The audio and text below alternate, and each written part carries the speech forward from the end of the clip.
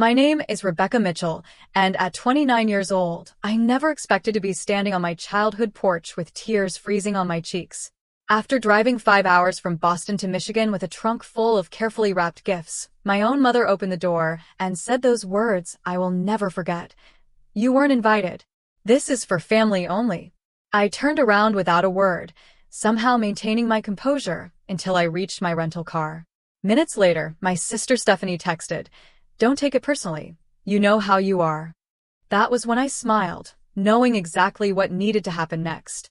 While I tell you what happened next, let me know where you're watching from and subscribe if family drama speaks to your soul.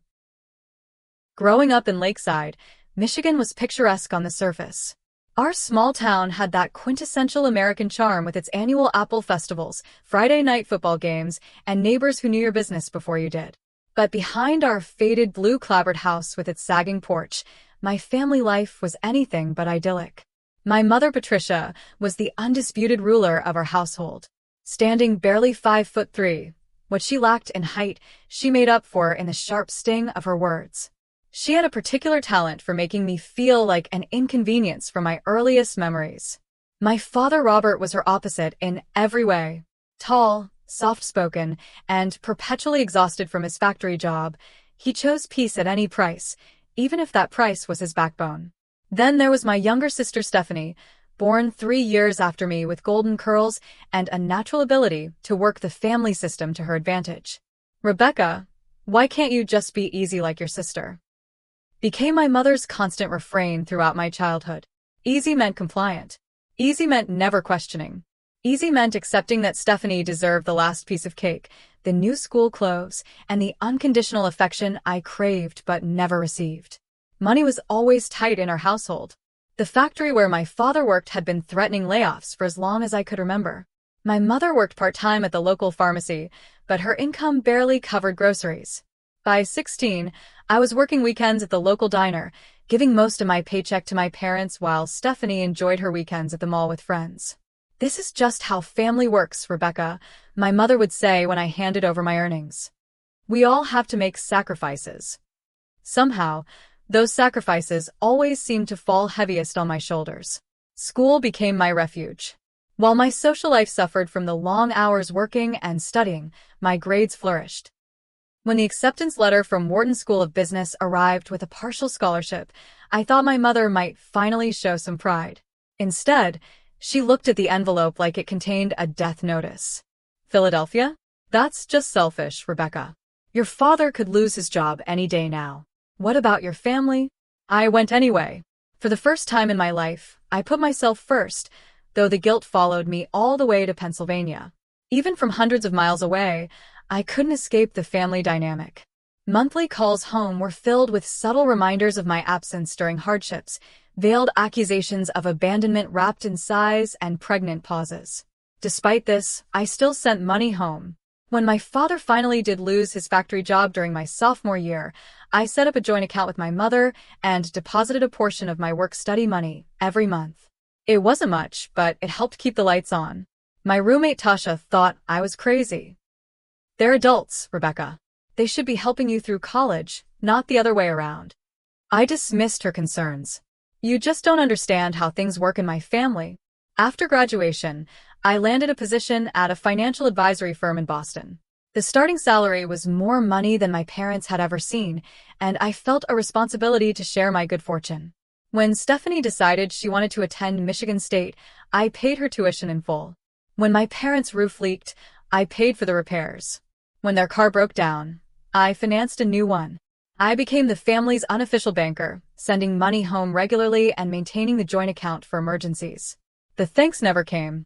Instead, each gift was received as an entitlement, each payment expected rather than appreciated. Phone calls became less about connection and more about financial requests. "Rebecca, the property taxes are due," or "Rebecca, Stephanie needs a new laptop for school." Years passed this way, with me building my career in Boston while serving as the family ATM from afar. I made senior financial advisor by 28, an achievement that went unacknowledged by my family. When I called to share the news, my mother interrupted with concerns about the water heater.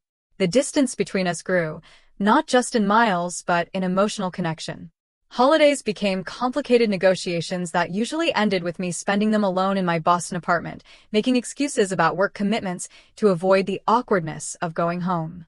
Friends invited me to their family celebrations, but I always declined, not wanting to intrude on their traditions while secretly envying their easy familial bonds. This year had been particularly difficult. A relationship I thought might lead to marriage ended abruptly in September. My best friend Alicia moved to Seattle for a job opportunity. The prospect of another Christmas alone in my apartment felt unbearable. So, I decided to surprise my family for Christmas. No warning, no chance for them to make excuses or for me to lose my nerve. I bought expensive gifts, requested time off work, and rented a car for the 5-hour drive from Boston to Lakeside. The entire journey, I rehearsed reconciliations in my head, imagining tearful hugs and the healing of old wounds. As I pulled onto our street, I noticed several cars parked in the driveway and along the curb. Through the windows, I could see the twinkling of Christmas lights and the silhouettes of people moving about inside. Music and laughter spilled out into the cold December evening. My heart lifted at the thought of a full family Christmas, something I hadn't experienced in years.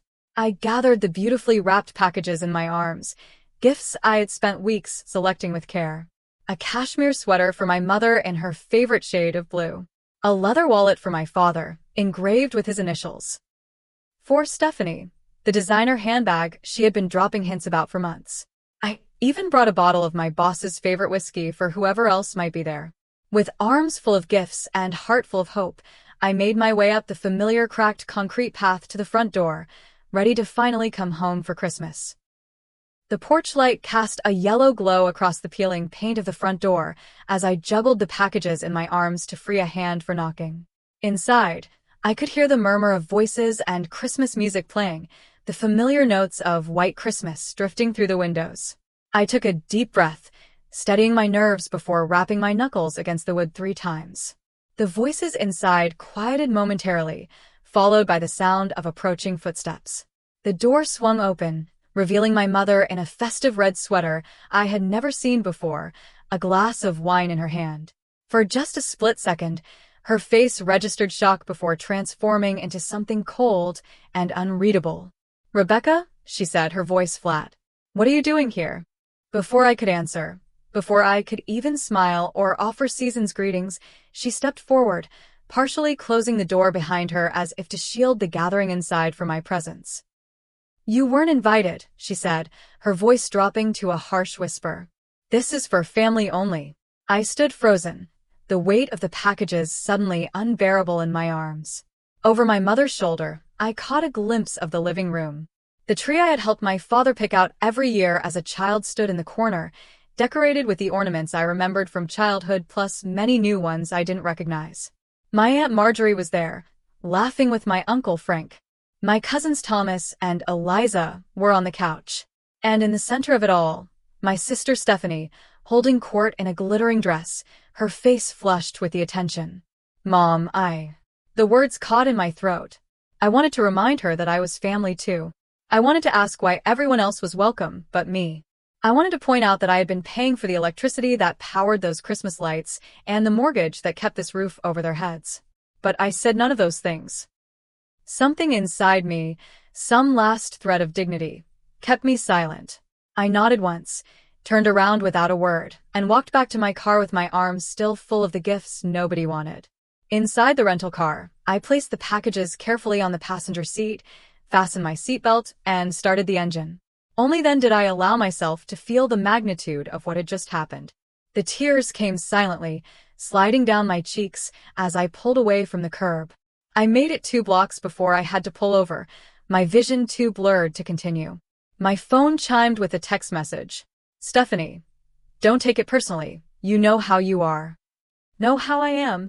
I stared at the message, reading and rereading it as if the words might rearrange themselves into something that made sense. How exactly was I the responsible one who had been supporting this family financially for years? The one who had paid for Stephanie's entire college education? The one who kept the lights on and the roof repaired? Another text followed. "Mom just didn't want any drama this year. Aunt Marjorie and Uncle Frank brought their new neighbors over. It's important to make a good impression." And there it was. the truth behind the rejection. I was an embarrassment, a potential source of drama that might ruin their carefully cultivated image.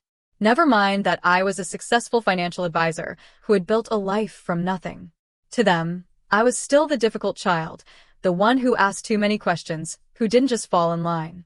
As I sat there in the cold car, memories flooded back. Thanksgiving 6 years ago, when my mother had complained about the pumpkin pie I brought being store-bought, while praising Stephanie's lumpy mashed potatoes. Christmas 3 years back, when I'd been seated at the far end of the table next to a distant cousin nobody liked, despite having flown in from Boston and brought expensive gifts for everyone.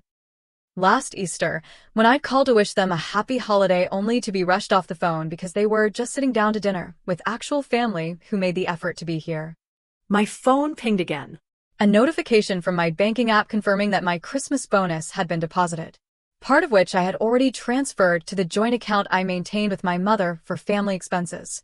$12,000 sitting there, waiting to bail them out of their next financial emergency. Money I had earned through years of hard work while they treated me like an unwelcome stranger. Something shifted inside me in that moment. The hurt crystallized into clarity. The tears dried on my cheeks. I had been allowing this treatment for years, financing my own emotional abuse, while desperately seeking approval that would never come. I pulled up the navigation on my phone and searched for nearby hotels. The Holiday Inn Express showed vacancies. I made a reservation for 3 nights, dried my eyes, and drove toward the promise of a clean room where I could think. Check-in was mercifully quick. The front desk clerk, a young woman named Melody with kind eyes, must have noticed my red-rimmed eyes but was professional enough not to comment. "Will you be joining us for the complimentary breakfast tomorrow, Ms. Mitchell?" she asked as she handed me the key card. "Yes," I replied, realizing I had no other plans for Christmas morning. "Thank you." In my room, I unpacked my laptop and spread my financial documents across the desk. For years, I had been managing my family's finances alongside my own, keeping meticulous records out of professional habit. Now, those records would serve a different purpose. I opened a spreadsheet and began typing. Joint account with mother. $12,000 current balance. Monthly utilities for family home. $327 average. The credit cards, where I was primary account holder with family as authorized users. 3 cards, approximately $4,200 in current charges. Car insurance payments for Stephanie and Dad, $189 monthly. The numbers told a story of financial dependence that had been going on for far too long. As I worked, a strange calm settled over me. This wasn't about revenge. It was about boundaries that should have been established years ago. It was about self-respect. It was about finally acknowledging that I could not buy the love and acceptance I craved from people unwilling to give it freely. I opened my banking app and froze the joint account. I logged into the utility company websites and canceled the automatic payments, making sure to notify them that I was no longer responsible for these bills. I called the credit card companies and reported the authorized user cards as needing to be suspended. One by one, I dismantled the financial support system I had built around my family, my fingers moving efficiently across the keyboard as I severed each connection. There was no pleasure in these actions, no vindictive satisfaction, just a quiet determination to finally establish the boundaries I should have set long ago. When I finished, I drafted an email to my family lawyer in Boston, outlining the steps I had taken and my reasons for doing so. It was nearly midnight when I finally set my phone to silent, crawled into the hotel bed, and fell into an exhausted, dreamless sleep. The weak winter sunlight was filtering through the hotel curtains when I awoke the next morning. For a moment, I lay still, taking inventory of my feelings. The raw wound of last night's rejection still throbbed, but alongside it was something new, something that felt strangely like peace. I had finally taken action after years of enabling behavior, and regardless of what happened next, I knew I had made the right decision. I reached for my phone, bracing myself for the fallout. The screen lit up with notifications, 37 missed calls, 24 voicemails, 49 text messages. I set the phone aside without reading any of them. First, I needed coffee and a clear head to process what would come next. The hotel room coffee maker produced a serviceable cup, which I sipped while opening my laptop. I wanted to review exactly what I had done last night, making sure my actions had been measured rather than merely reactive. The frozen joint account contained $12,347. 82. Money I had deposited over the past 2 years for family emergencies. In practice, these emergencies included Stephanie's spring break trip to Cancun, my mother's kitchen renovation, and my father's fishing equipment. Not once had they consulted me before withdrawing funds, and not once had any money been replaced. The utility bills I had been paying included electricity, water, internet, and the cell phone family plan. All told, about $487 monthly for services I didn't use but had been covering for over 3 years. I had canceled all automatic payments and removed myself as the responsible party on each account. Then there were the credit cards. I had added my parents and sister as authorized users on 3 of my accounts years ago. The idea had been to help them build credit and have access to funds for necessities. Instead, the cards had been used for restaurants, clothing, concert tickets, and various luxuries. The current balances totaled $4,582. 17. Charges I would pay off one final time. Car insurance for both my father and sister had been under my policy for years, saving them hundreds annually due to my good driving record and multi-policy discounts. I had removed them effective immediately, though I had paid through the current month. As I reviewed these financial entanglements, I created a comprehensive spreadsheet documenting every dollar I had contributed to my family over the past decade. The total was staggering: $87,342.19, not including gifts, flights home, or smaller expenses I hadn't tracked. Looking at the number in black and white, I felt a complex mixture of emotions. Shock at the sheer amount, anger at how it had been taken for granted, and underneath it all, a deep sadness that my financial contributions had never translated into the emotional connection I had been seeking. But today was not about regret. It was about reclaiming my financial and emotional independence. I picked up my phone and began listening to the voicemails, starting with the earliest from last night. "Rebecca, what the hell? The cards aren't working. Call me immediately." My mother's voice, sharp with irritation rather than concern. "Hey sis, Mom's freaking out about the accounts. Whatever point you're trying to make, you've made it. Turn everything back on." Stephanie, managing to sound both bored and annoyed. "Rebecca, honey, there seems to be some problem with the utilities and banking. Please call when you get this." My father, the only one who sounded genuinely confused rather than entitled. The messages continued, tracking my family's journey from annoyance to anger to the first stirrings of panic as the reality of their situation began to sink in. "This is absolutely childish behavior, Rebecca.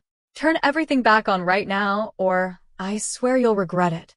My mother again, several hours later. "The power company says the account is closed. It's Christmas Eve, for God's sake. What are we supposed to do?" Stephanie, indignation giving way to alarm. By the most recent messages, recorded just an hour ago, the tone had shifted dramatically. "Rebecca, please. We need to talk about this. The bank says you've frozen the account. We have people coming over for Christmas dinner.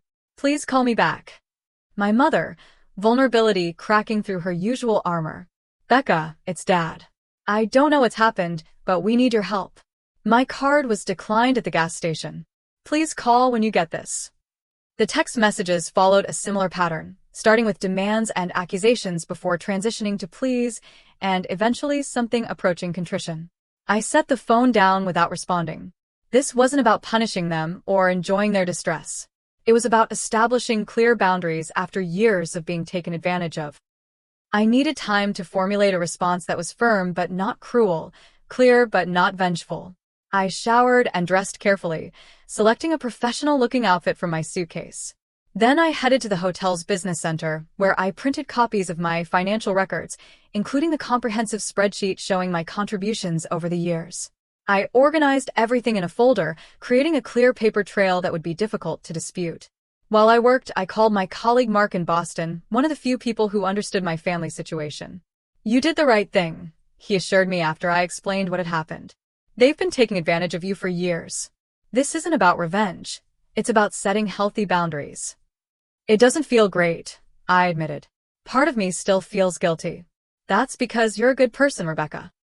But sometimes being a good person means saying no to people who consistently treat you poorly, even if they're family."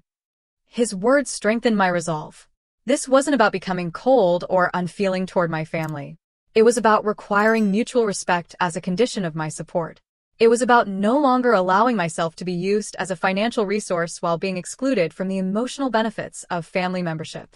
As I finished organizing my documents, my phone rang again. Aunt Marjorie's name flashed on the screen.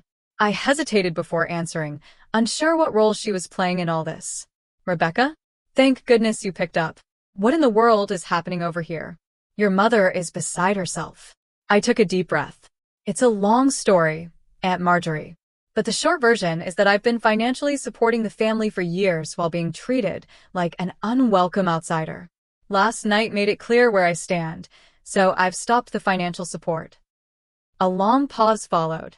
I had no idea, she finally said, her voice quiet. The way your mother talked, I thought you had abandoned the family years ago. She said you never sent money home, that you were too busy with your fancy Boston life to care about any of us.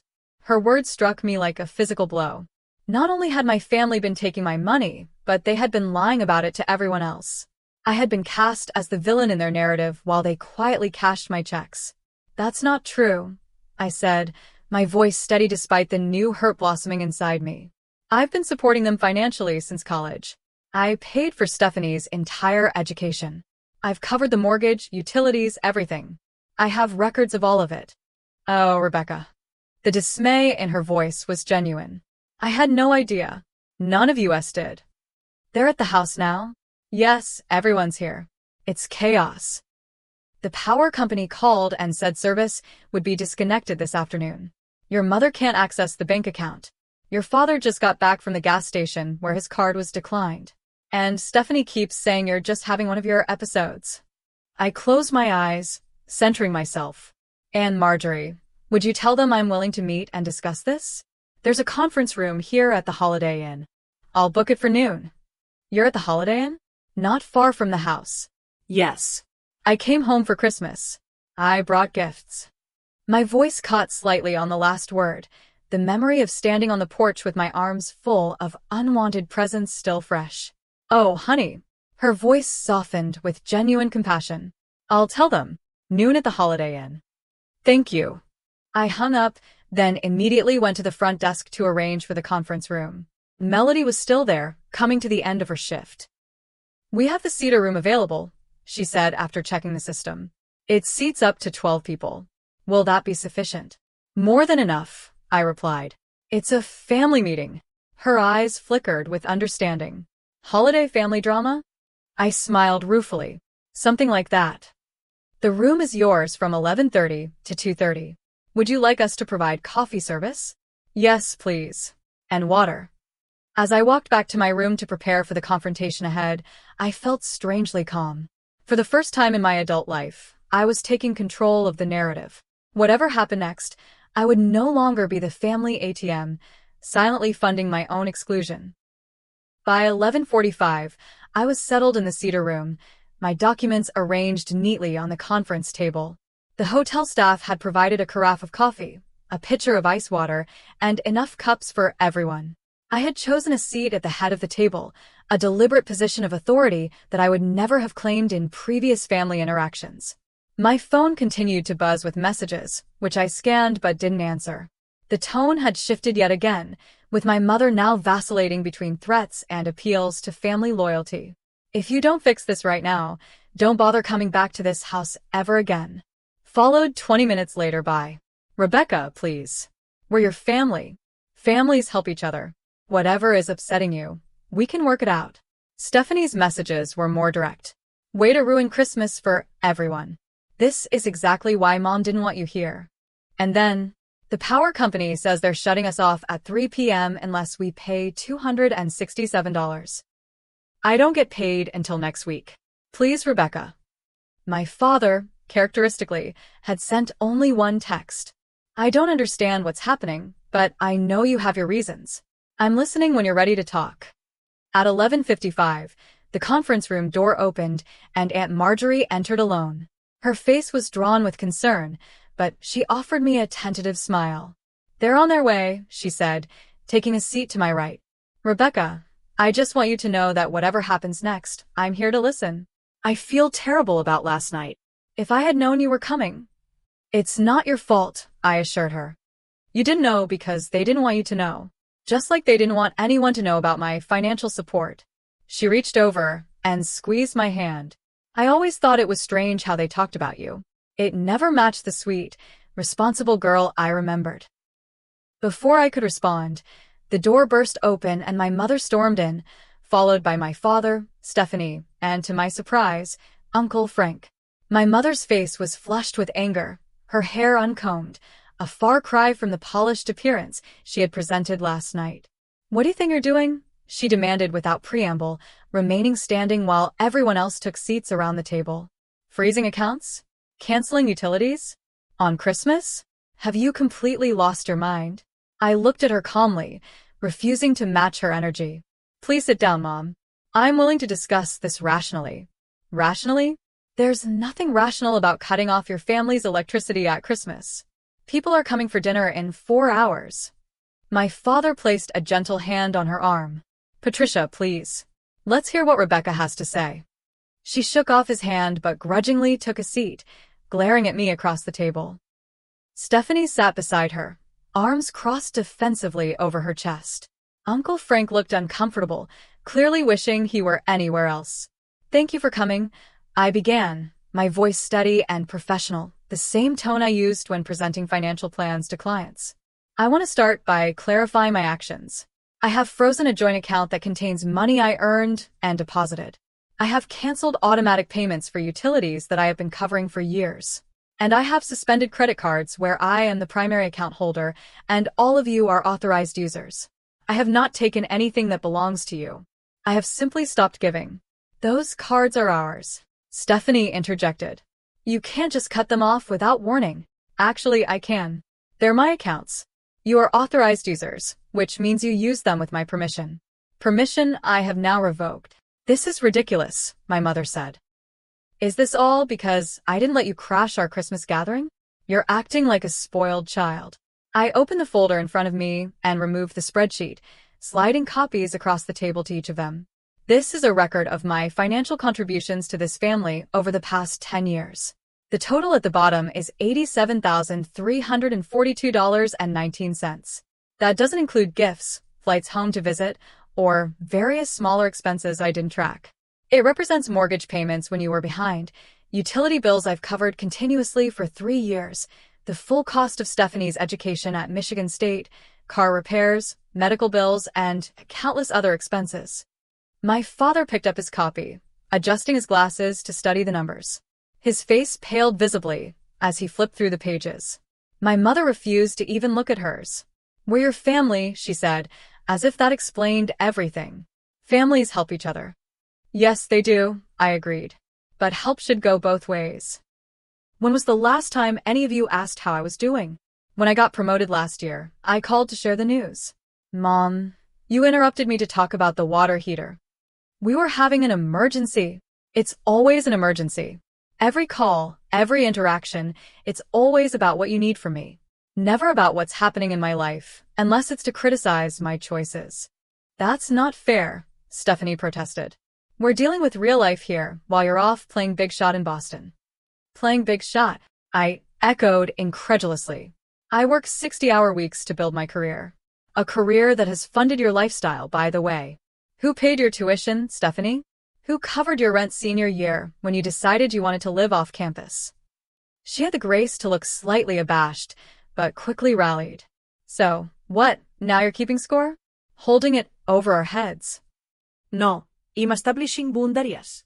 "I'm making it clear that my financial support is not an entitlement. It's not something you can count on while simultaneously treating me like an unwelcome stranger." My father finally looked up from the spreadsheet. "Rebecca, I had no idea it was this much. I knew you helped out occasionally, but this." He gestured at the document, seemingly at a loss for words. "It wasn't occasionally, Dad. It was constant. And it wasn't just financial. Every time I've reached out emotionally, I've been rejected or ignored. Last night was just the final straw." Aunt Marjorie, who had been listening quietly, finally spoke. "Patricia, is this true? Has Rebecca really been supporting the family all these years? My mother's face tightened. She helps out sometimes. She can afford it. She doesn't have a family to support. According to this, Uncle Frank said, speaking for the first time as he reviewed his copy of the spreadsheet, she's been supporting 4 adults, only one of whom is herself. The room fell silent as the reality of the situation began to sink in. My mother stared at the table, her earlier bluster fading. Stephanie examined her manicure, avoiding eye contact with anyone. My father continued to flip through the pages of financial records, his expression growing more distressed with each passing moment. "What do you want, Rebecca?" my mother finally asked, her voice subdued. "Is this blackmail? Pay attention to you, or lose the money." The question hurt, but I refused to show it. What I want is respect. What I want is to be treated like a member of this family, not just its bank. And until that happens, yes, the financial support stops. "So you are holding the money over our heads," Stephanie muttered. "No," I corrected her. "I'm holding myself to a higher standard. I'm refusing to continue enabling a relationship that hurts me. I deserve better than what I've been getting from all of you." "And what about Christmas dinner?" my mother demanded, focusing on the immediate crisis rather than the underlying issues. "We have 12 people coming at 4 o'clock. "That's not my problem anymore," I said gently but firmly. "You made it clear last night that I'm not part of family-only gatherings. So family-only problems are no longer my responsibility." The reality of their situation was finally dawning on all of them. Without my financial support, they were facing immediate practical challenges they were ill-equipped to handle.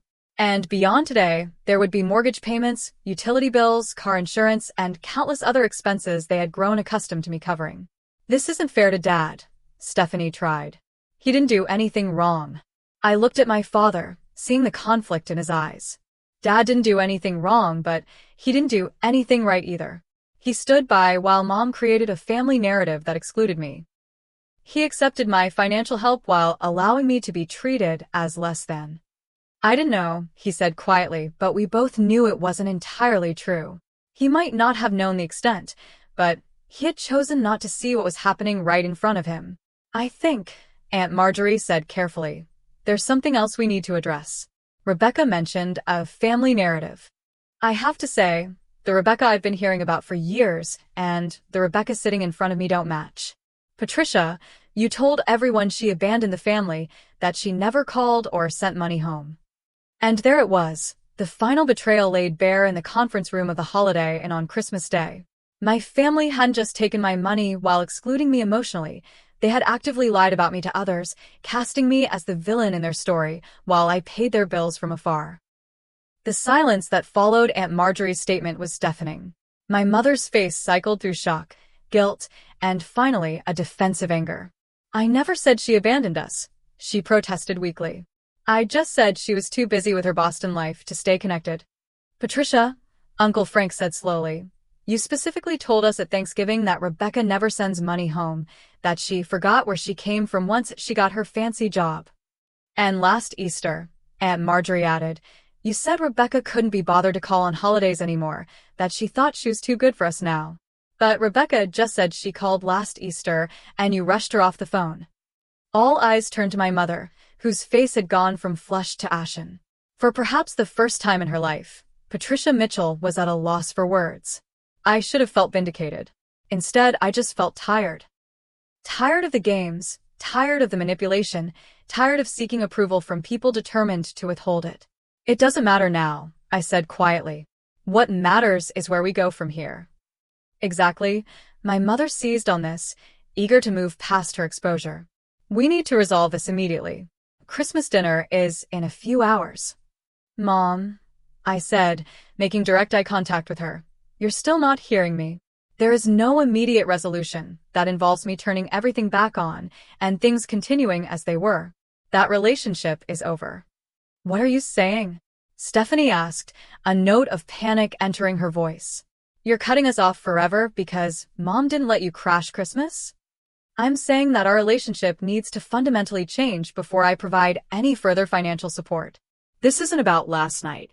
Last night was simply the breaking point after years of being used for my money while being emotionally excluded. My father, who had been unusually quiet, finally spoke up. Rebecca's right. His voice was soft but clear. We've been taking advantage of her. I've been taking advantage of her. And I'm ashamed. My mother turned to him, betrayal written across her features. Robert, whose side are you on? This isn't about sides, Patricia. It's about the truth. Our daughter has been supporting this family for years, and we've been treating her like an outsider. Worse, we've been lying about her to the rest of the family. How can you not see how wrong that is? It was the first time I could remember my father standing up to my mother, and the shock of it seemed to reverberate around the table. Stephanie stared at him with wide eyes. Uncle Frank shifted uncomfortably in his chair. Aunt Marjorie gave a small nod of approval. I've made mistakes, my father continued, his voice growing stronger. I allowed the situation to develop because it was easier than confronting it. I accepted financial help without acknowledging it, because acknowledging it meant admitting I wasn't providing for my family the way I should have been. My pride and my weakness have hurt my daughter, and I'm deeply sorry for that. Tears pricked at my eyes, but I blinked them back. This moment of honesty from my father was precious, but years of experience had taught me to be cautious about hope where my family was concerned. So what now? Stephanie asked, looking between our parents and me. Are we just supposed to lose our electricity and miss our mortgage payment because Mom was rude to you? No, I said firmly. You're supposed to take responsibility for your own finances like the adults you are. Mom is 56. Dad is 58. You're 26 with a college degree I paid for. There is no reason why all of you can't support yourselves. In the middle of winter? Right after Christmas? My mother protested. I'm not suggesting you figure everything out today. I'll make a one-time payment to keep the utilities on through January. I'll cover next month's mortgage payment. That gives you 30 days to make new arrangements. And after that, my mother pressed. After that, financial support will be tied to rebuilding our relationship on healthier terms. I'm willing to help in true emergencies if I'm treated with respect and included as a genuine member of this family. Not just when you need money, but all the time. This feels like blackmail, Stephanie muttered. Aunt Marjorie had apparently heard enough. Stephanie Jean Mitchell, that is enough. Your sister has been supporting this entire family while being shut out and lied about. She has every right to set boundaries. Frankly, if I were in her position, I would have cut you all off years ago without any conditions for future support. Stephanie had the grace to look abashed under our aunt's stern gaze. I agree with Marjorie, Uncle Frank said. Rebecca is being more than fair here. My mother, seeing the tide of opinion turning against her, shifted tactics. Of course we want you in our lives, Rebecca. You're my daughter. I love you. If there's been any misunderstanding about that, I'm sorry. Now, can we please resolve the immediate crisis? We have guests coming. The insincerity in her voice was palpable. This wasn't genuine remorse, it was damage control. She wanted access to my money restored without having to make any meaningful changes to our relationship. I'll call the utility companies today, I said, refusing to be manipulated by her fake apology. The accounts will be transferred to your name, with the next 30 days paid in full. That should get you through Christmas dinner and give you time to make arrangements going forward. And the joint account, my mother asked, remains frozen for now. I'll release funds for the January mortgage payment directly to the bank. What about the credit cards? Stephanie asked. I'll pay the current balances, but the cards remain canceled. You'll need to apply for your own. The reality of their new financial situation was sinking in. For years, they had lived beyond their means with my support, creating a false sense of security. Now they would need to adjust their lifestyle to match their actual income or find ways to increase that income. I think, Aunt Marjorie suggested gently, that it might be helpful for everyone to take some time to process all of this. Rebecca has laid out her position very clearly. Perhaps we could reconvene in a few days when emotions aren't running quite so high. That's probably wise, I agreed, gathering my documents and returning them to the folder. I'll take care of the utilities today as promised. We can discuss longer-term arrangements after the holidays. So that's it, my mother said, an edge of desperation in her voice. You're just going to leave us hanging? I'm giving you 30 days of full support followed by the possibility of continued help if our relationship improves. That's not leaving you hanging, Mom. It's offering you a path forward that respects both your needs and mine. As I stood to leave, my father rose as well. Rebecca, could I speak with you privately for a moment? I nodded, and we stepped into the hallway outside the conference room, leaving the others inside. For a long moment, he just looked at me, his eyes filled with a sadness I hadn't seen before. I failed you, he said finally, his voice rough with emotion. A father is supposed to protect his children, not become their burden. I'm so sorry. The simple sincerity in his words reached something deep inside me, a place where the little girl who had adored her daddy still lived. I never saw you as a burden, Dad. But I was. I am. And worse, I didn't protect you from your mothers from the way she treated you. I told myself it wasn't that bad, that all mothers and daughters have difficult relationships. But I knew. Deep down, I knew it wasn't right. Why didn't you ever say anything? He sighed heavily. Cowardice, plain and simple. It was easier to keep the peace than to stand up for what was right. I justified it by telling myself that at least you were strong, that you could handle it. I never stopped to think that you shouldn't have to handle it, that you deserved better. I felt tears threatening again, and this time didn't try to stop them. I did deserve better. I still do. Yes, you do, he agreed, reaching out tentatively to take my hand. I can't change the past, but if you'll let me, I'd like to try to be a better father going forward. Not for the money, but because I love you, and I'm proud of the woman you've become, despite everything. I squeezed his hand, allowing myself to feel a cautious hope. I'd like that, Dad. As we returned to the conference room, I could see that the dynamic had shifted. My mother sat stiffly in her chair, her face a mask of contained fury. Stephanie looked thoughtful, perhaps really considering her own role in the family drama for the first time. Aunt Marjorie and Uncle Frank were speaking quietly to each other, occasionally glancing toward my mother with troubled expressions. I'll be in touch tomorrow about the utilities, I said, addressing the room. Merry Christmas, everyone. As I turned to leave, Aunt Marjorie rose and followed me into the hallway. Rebecca, wait. I'd like to come with you, if that's all right. I looked at her in surprise. You don't need to do that, Aunt Marjorie. I'm fine. I know you are. You're remarkably strong. But no one should be alone on Christmas, especially after all this. Unless you'd prefer to be alone. The kindness in her offer brought fresh tears to my eyes. Actually, I'd love the company. As we walked toward the elevator, leaving my parents and sister behind to face the consequences of years of manipulation, I felt lighter somehow. The hurt wasn't gone, but alongside it was a new sense of freedom. For the first time in my adult life, I had set a boundary and held firm, refusing to sacrifice my well-being for people who didn't value me. It wasn't the Christmas I had imagined when I'd driven to Michigan with a car full of gifts and hope. It was something altogether different, and possibly more valuable, the beginning of genuine change. Aunt Marjorie and I spent the remainder of Christmas Day in my hotel room, ordering room service and talking more openly than we ever had before. She shared memories of me as a child that were warm and loving, so different from my mother's constant narrative of me as difficult and demanding. "You're such a thoughtful little girl," she recalled as we shared a slice of the hotel's surprisingly decent chocolate cake. "Always making cards for everyone. Always the first to notice if someone was feeling sad.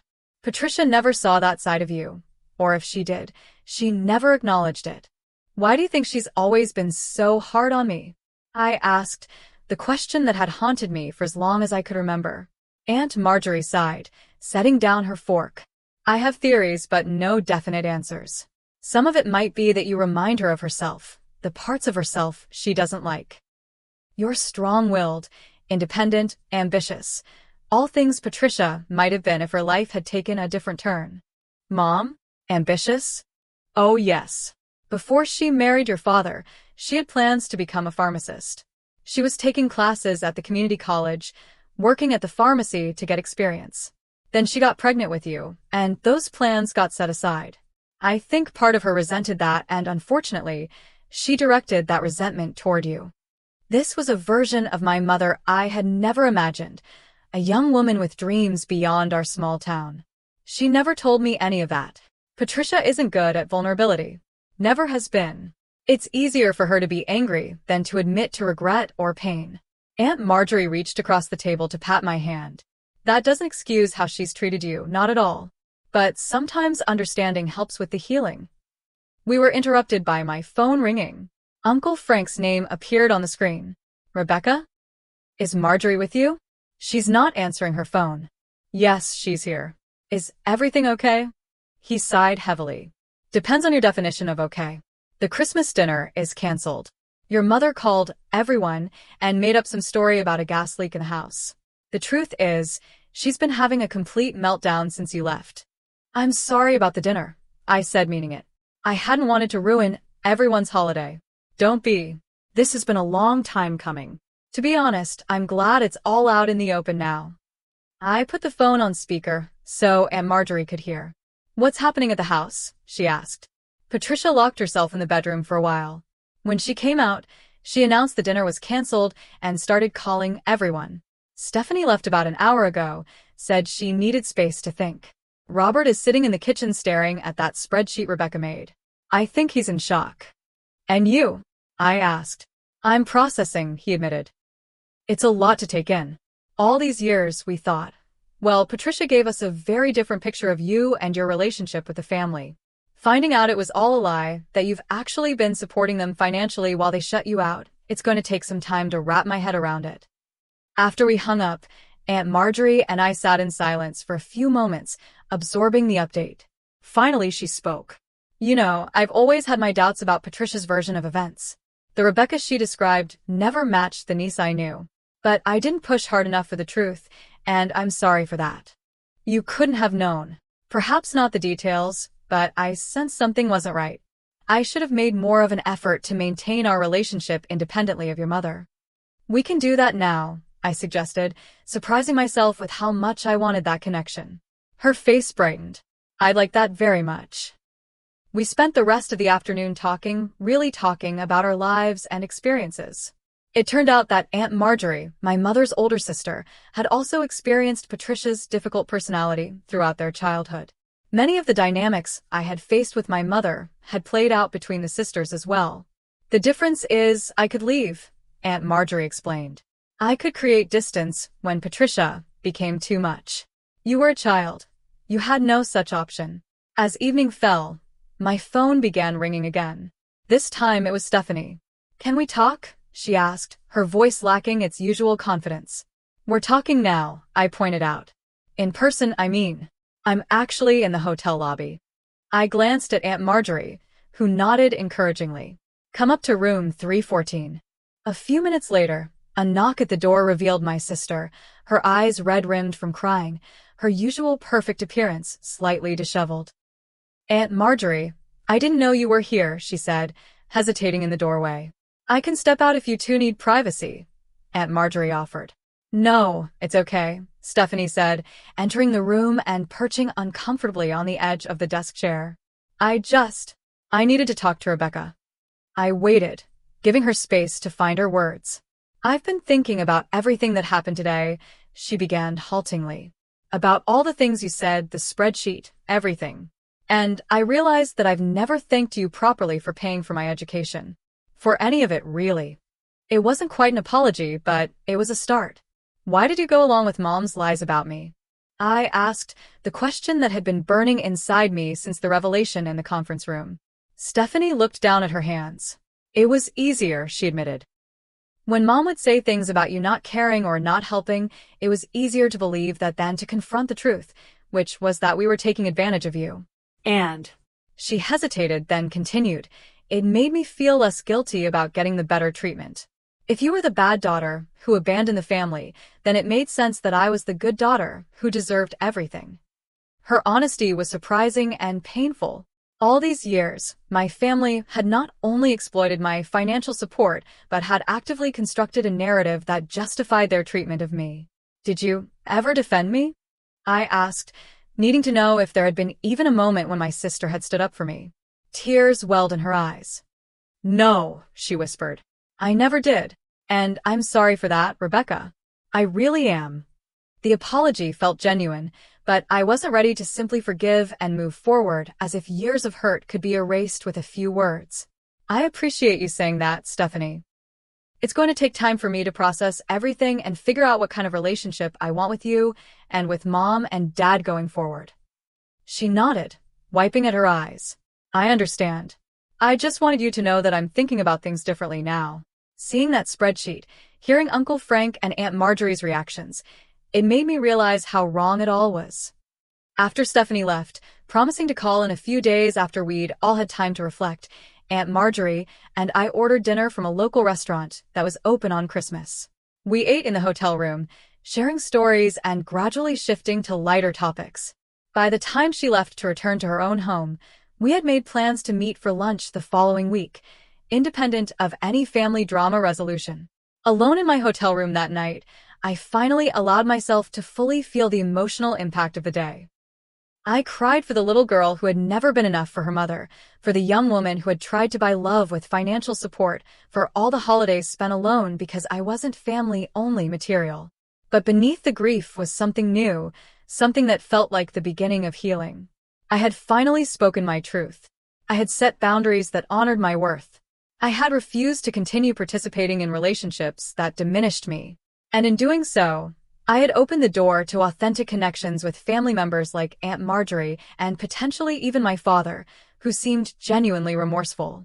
It wasn't the Christmas miracle I had hoped for when I drove to Michigan with a car full of gifts. It was messier, more painful, but ultimately more meaningful. Instead of another holiday pretending everything was fine while being treated as less than, I had initiated a process of genuine change. As I prepared for bed, I received one final text message for the day.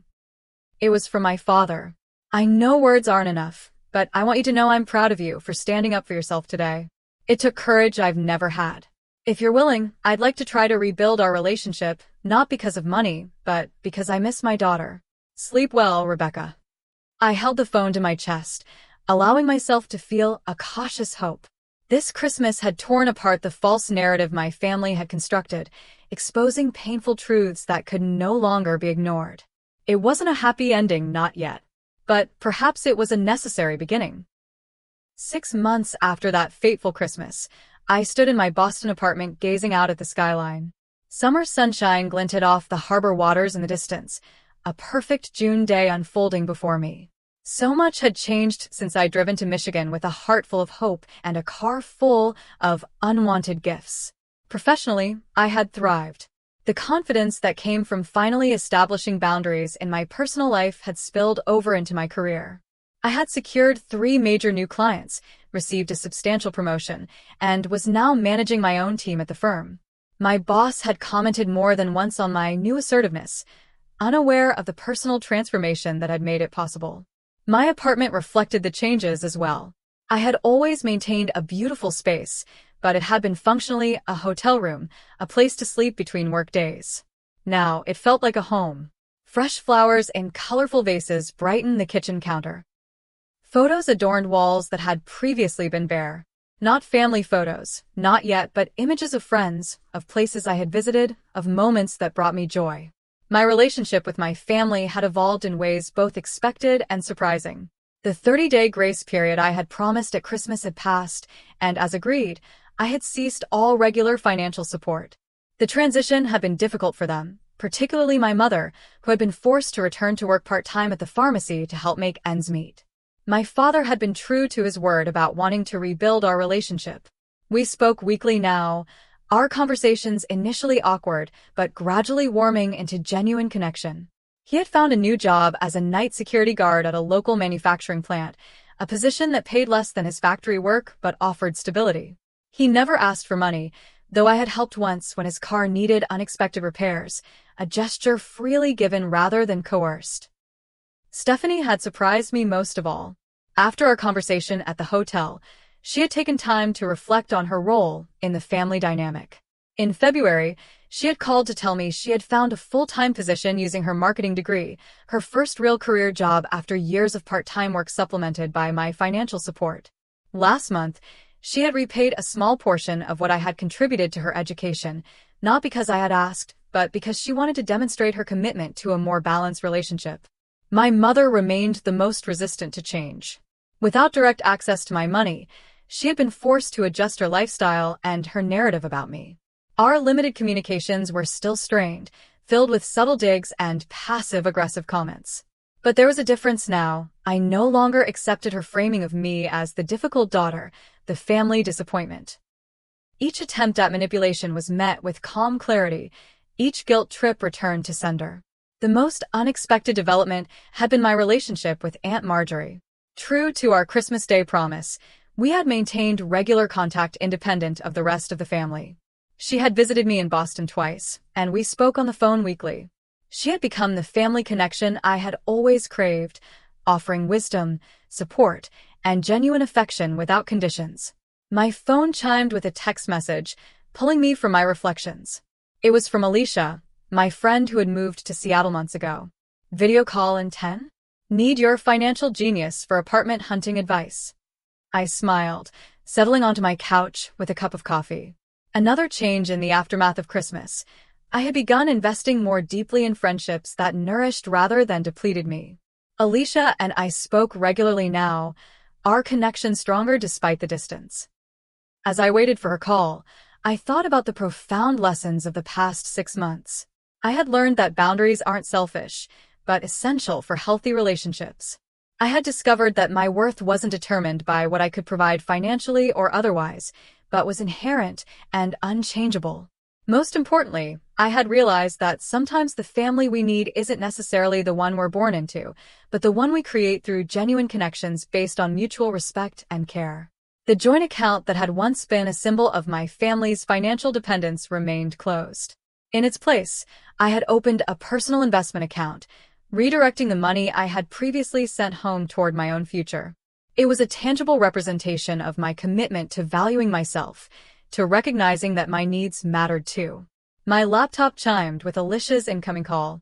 Before answering, I took a moment to acknowledge how far I had come. 6 months ago, I had been locked in a pattern of giving financially while accepting emotional scraps in return. I had been defined by my family's narrative, seen through the distorted lens of their expectations and judgments. Now, I was the author of my own story, setting the terms of my relationships and honoring my own worth. The journey hadn't been easy. There had been moments of doubt, nights spent questioning whether I had been too harsh, too final in my boundaries. There had been painful conversations and difficult realizations. There had been grieving for the family relationships I had wanted but never had. But through it all, I had maintained the clarity that came on that Christmas Eve, sitting in my rental car outside my childhood home. I deserved better than to be an ATM disguised as a daughter. I deserved to be valued for who I was, not what I could provide. And if those closest to me couldn't offer that basic respect, I had the right, perhaps even the responsibility, to create distance until they could. As I clicked to accept Alicia's call, her smiling face filling my screen, I felt a sense of peace that had been missing for most of my adult life. I was no longer seeking validation from people unwilling to give it. I was no longer funding my own exclusion. I was living authentically, guided by self-respect rather than the desperate hope for approval that had driven me for so long.